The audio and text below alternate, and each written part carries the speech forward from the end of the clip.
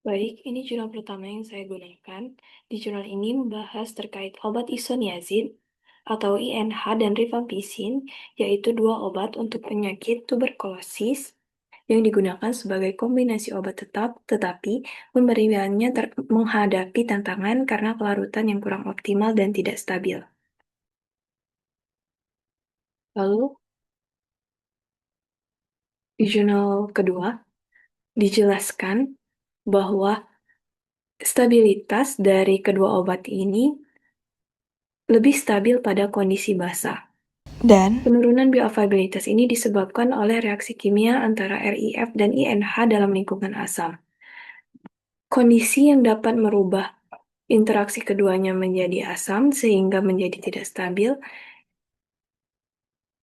Jadi, kondisi yang dapat menyebabkan rifampicin dan isoniazid ini berada dalam lingkungan asam.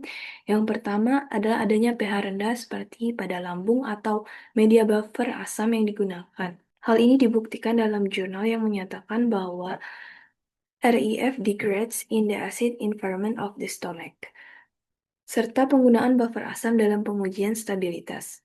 Selain itu, kondisi asam mempercepat reaksi kimia antara INF dan REF di mana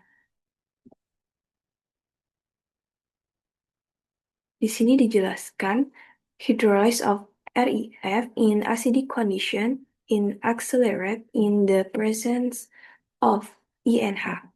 Lalu, dapat juga disebabkan oleh adanya komponen asam dalam sistem. Seperti pada kutipan ini yang menjelaskan bahwa adanya zat bersifat asam dalam sistem. Dalam formulasi ini setara dengan eksipien asam. Lalu hubungannya dengan eksipien, jika eksipien bersifat asam, dapat menurunkan pH dari sistem kedua obat ini. Lalu berubah menjadi kondisi asam. Akibatnya, RIF menjadi tidak stabil dan INH bereaksi dengan RIF. Dalam kondisi asam ini, keduanya bisa bereaksi membentuk senyawa degradasi seperti hidrazon. Reaksi ini menggeser pH ke arah yang lebih asam, sehingga dapat membuat bioavailabilitas obat tersebut menjadi tidak stabil. Lalu saya juga menemukan jurnal dari farmaseutik. Di jurnal ini dijelaskan terkait eksipien yang digunakan pada isoniazid.